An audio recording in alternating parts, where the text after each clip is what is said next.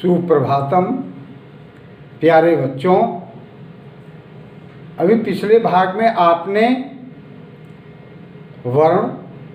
वर्ण के भेद, इसके साथ ही साथ वर्णमाला का अध्ययन किया। अब अगला भाग है शब्द विभाग। शब्द विभाग।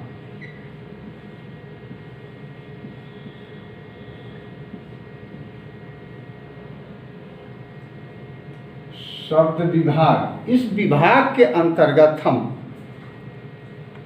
शब्द के बनने के प्रारूप, लिंग, वचन, कारक आदि का अध्ययन करते हैं। शब्द कहते किसको हैं? शब्द किसको कहते हैं? वर्णों के सार्थक मेल को ही शब्द कहते हैं। दूसरे शब्दों में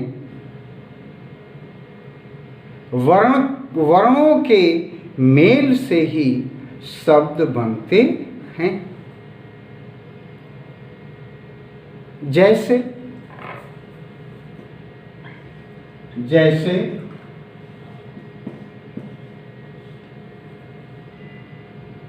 क, म, ल,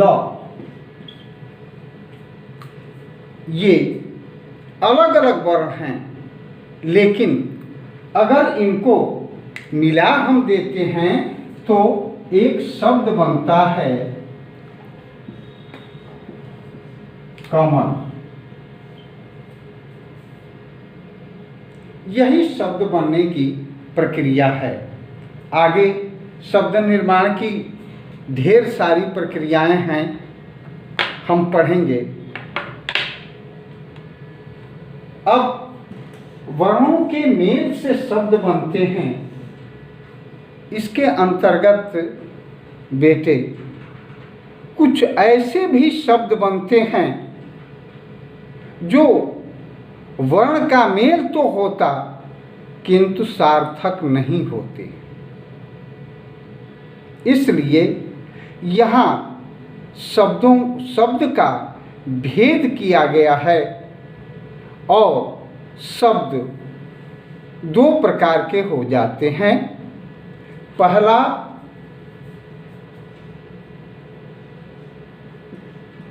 सार्थक शब्द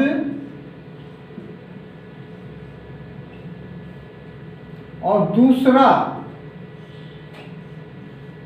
निरर्थक शब्द।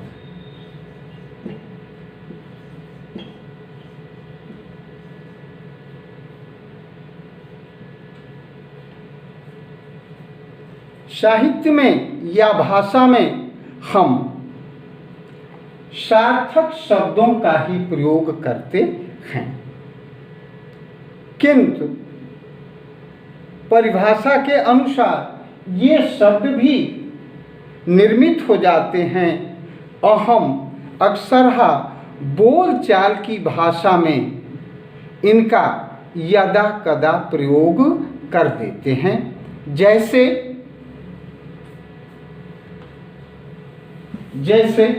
आप देखेंगे, जैसे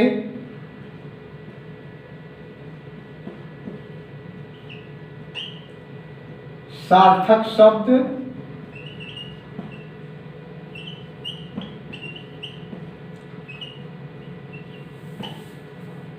निरर्थक शब्द।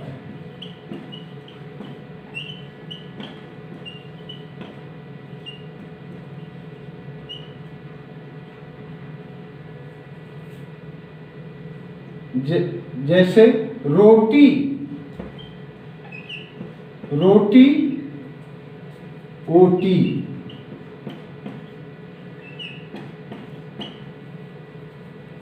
बाल्टी,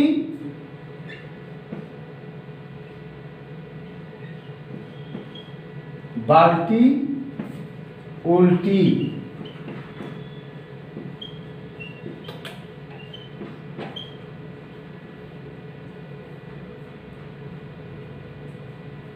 मेज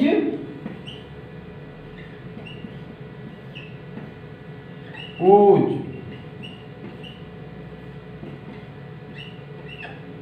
इस प्रकार आप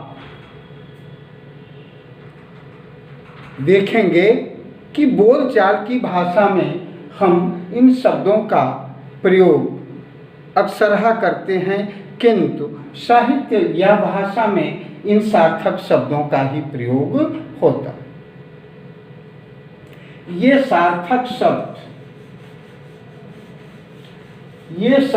शब्द अक्सरहा जितने शब्द निर्माण होते हैं, चाहे जिस क्रिया, जिस माध्यम, जिस नियम के द्वारा हों, ये संज्ञा, सर्वनाम, क्रिया, विशेषण, अव्यय, इनके लिए निर्धारित स्थान किए गए हैं कि शब्दों की सार्थकता सदैव बनी रहे।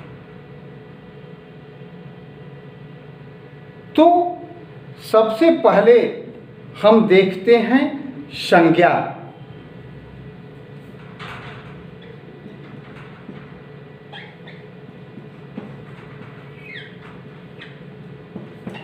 संज्ञा के अंतर्गत कौन कौन से शब्द आते हैं?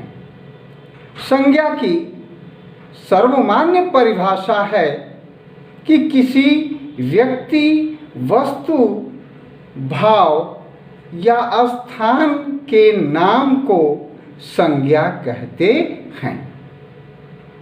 फिर से, किसी व्यक्ति, वस्तु, स्थान या भाव के नाम को संज्ञा कहते हैं। जैसे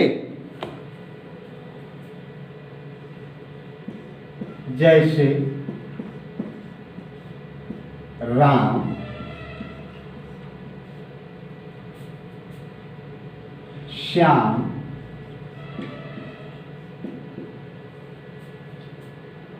वाराणसी,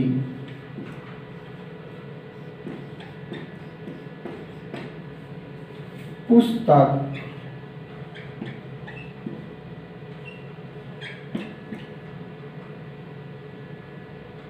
बचपन, आज।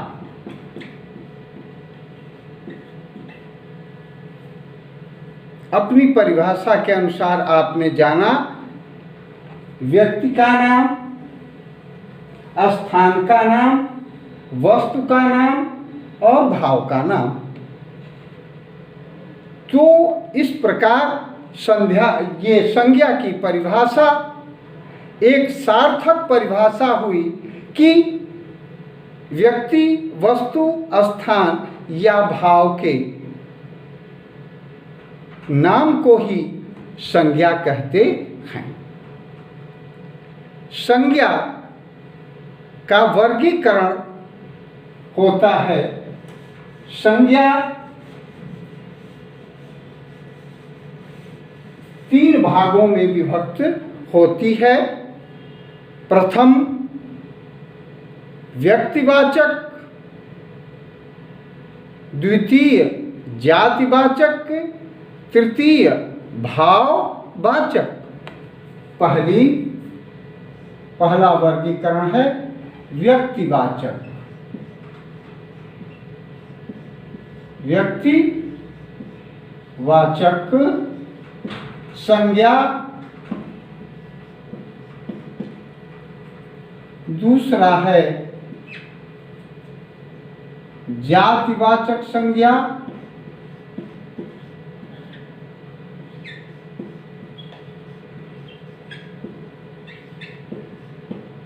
जातिवाचक संज्ञा। तीसरा है भाववाचक संज्ञा। भाववाचक संज्ञा।